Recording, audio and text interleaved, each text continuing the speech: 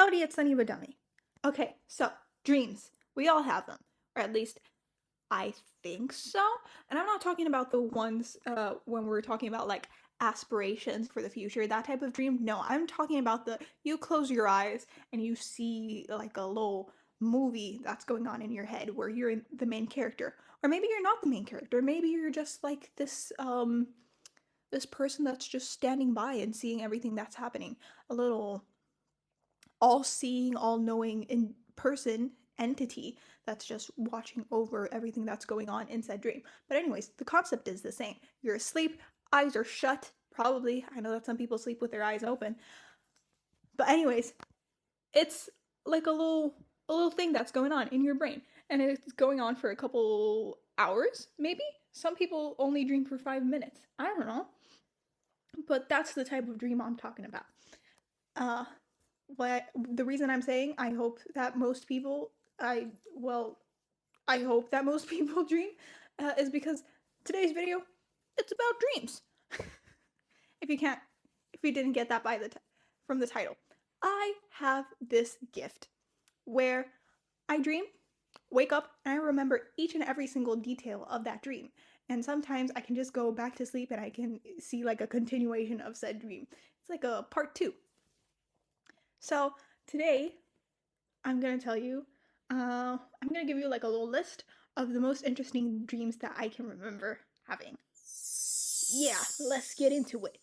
Anyways, number 1, this dream was like a reoccurring dream that I had when I was 10 to 11 years old. It was around the time that my younger brother was born. So anyways, dream plays out like this. I'm 10 years old and I have a dog. I've never had a dog in my life. Well, that's a lie. I did have a dog when I was 5 years old, I believe. But that wasn't really mine. It was more like a lady that found a lost dog and she had been searching for the owner for months. And she was like, hey, do you want this dog? I can't take care of it. And I was like, yeah. And my mom was like, fine, whatever, we'll take the dog.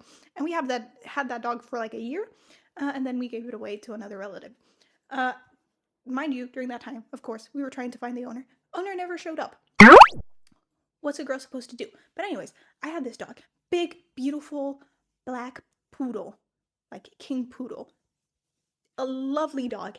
Anyways, this dog decides to run into what was my school at the time. So I walk in. This is the middle of the night, by the way. In the dream time. Middle of the night. I walk in. It's all very dark, scary. I'm going around from room to room, opening doors, trying to find this dog. Eventually, I walk towards this room. And it has this little handwritten note that says, do not enter this room. But, you know, me, I'm trying to find my dog, so obviously I open the door. And I go into the room. Now, this room was very well lit. It looked like a classroom. But the ones that you see in cartoons, you have like the little desk, chalkboard and stuff. A little apple on the teacher's desk.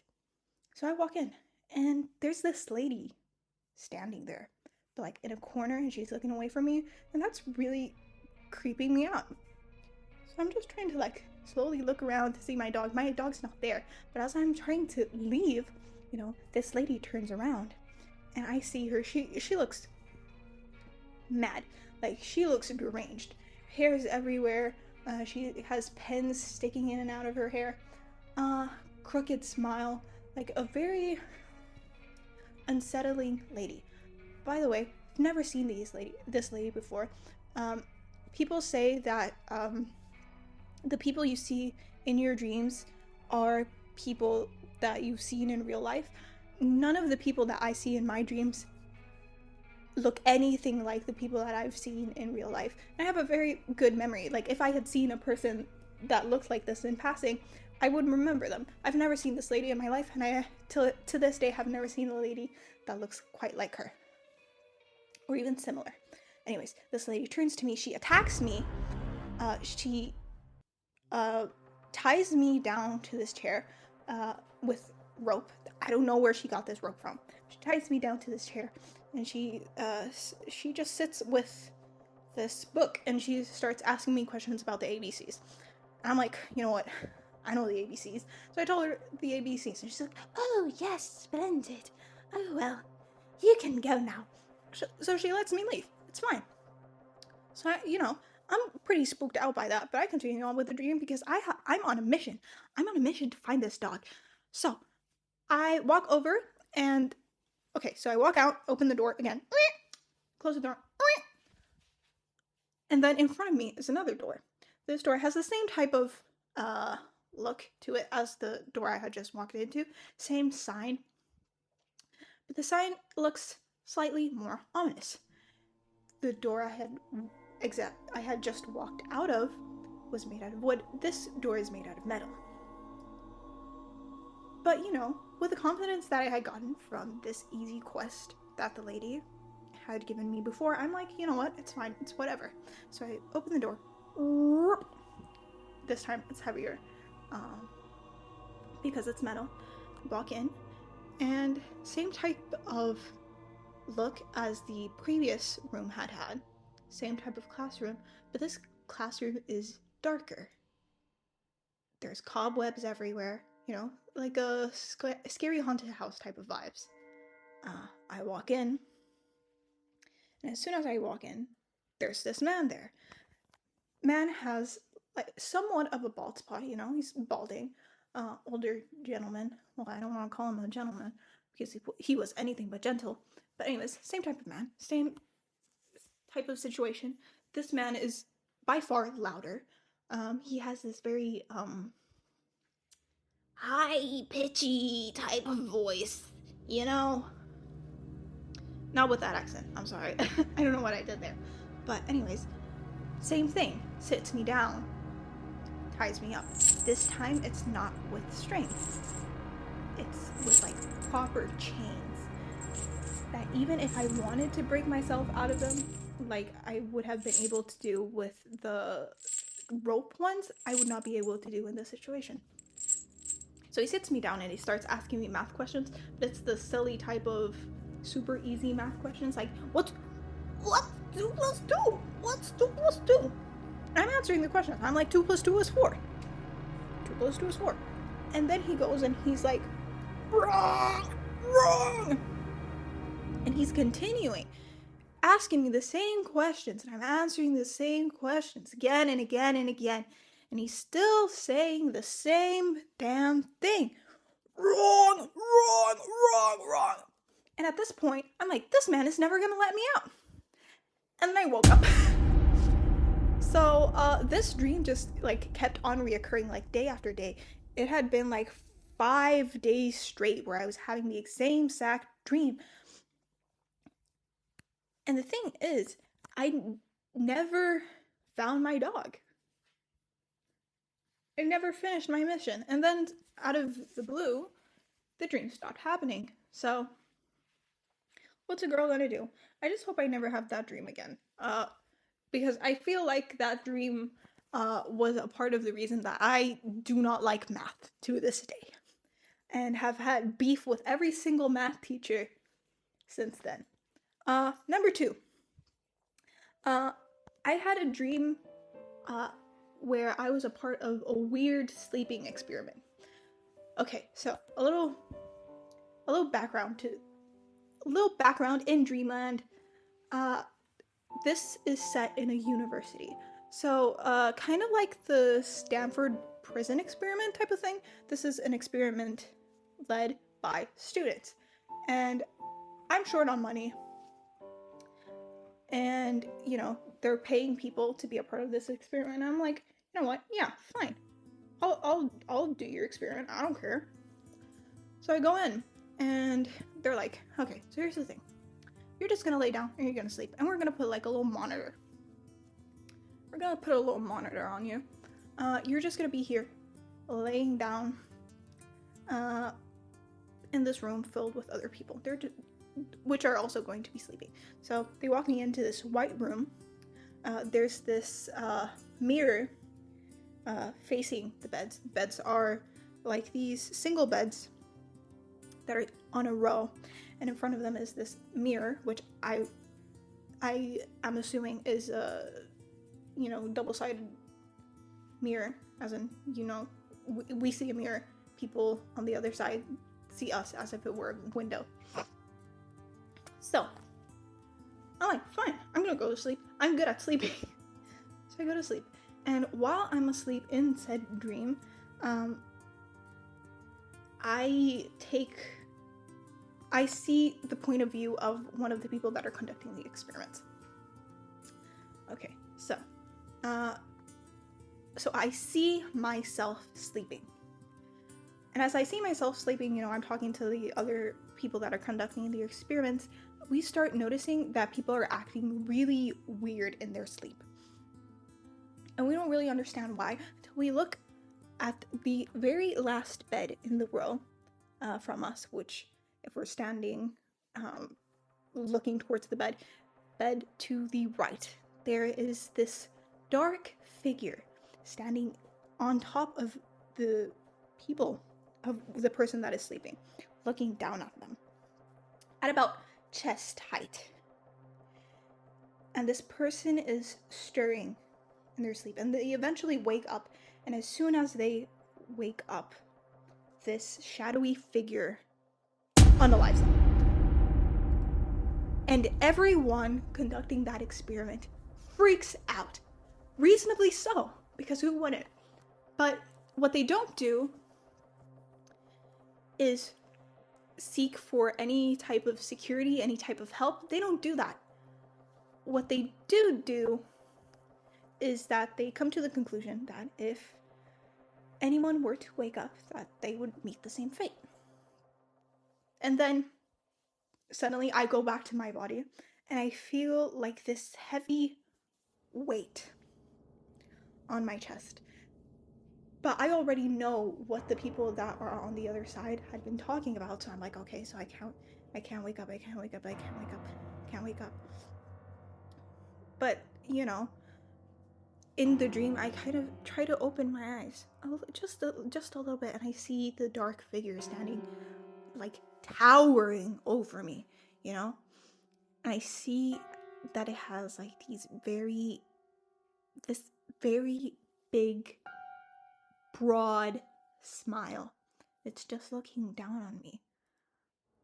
And in that instant, I just feel like these very cold drops on my forehead, which end up waking me up, in real life. And even then, like, as I wake up, I feel this cold these cold droplets on my forehead. It was super weird. It's like the droplets that were in the dream were, actually impacting me in real life. Super odd, whatever.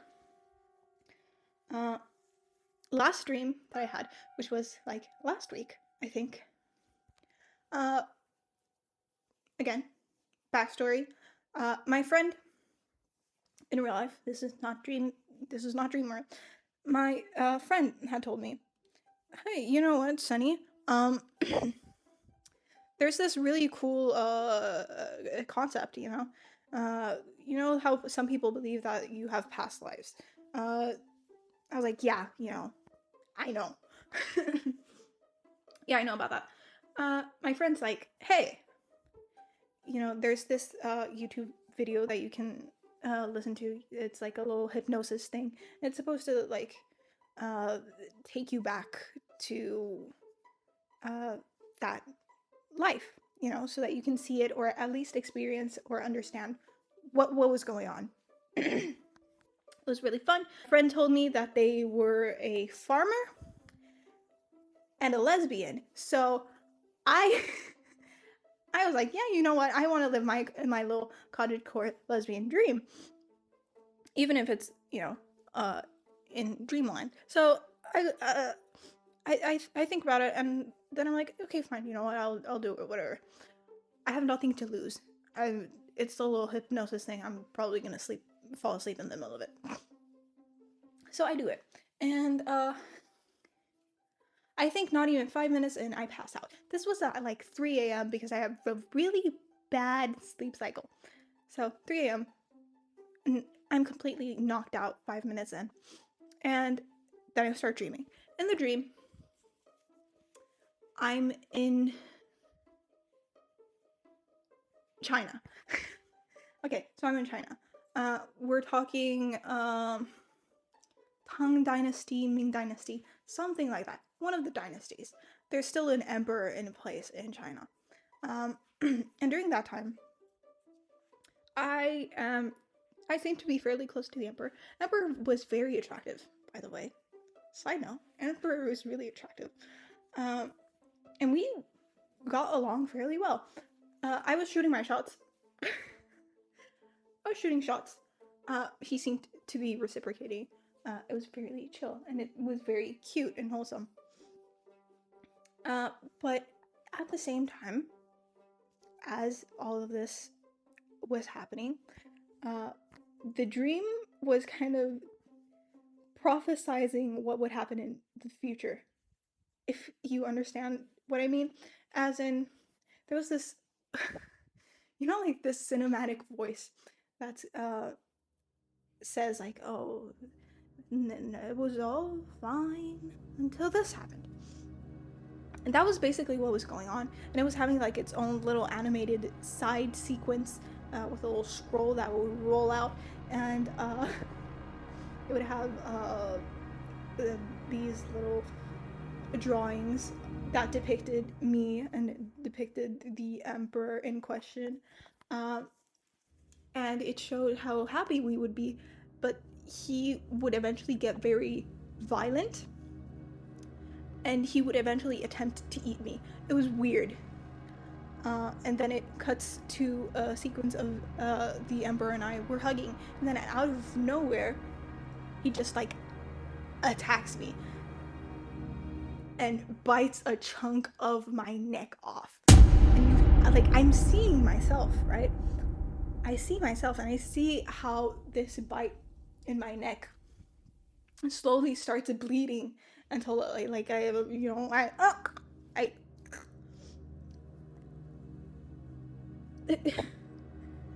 and then it goes back into this like cinematic animation style, which was really reminiscent of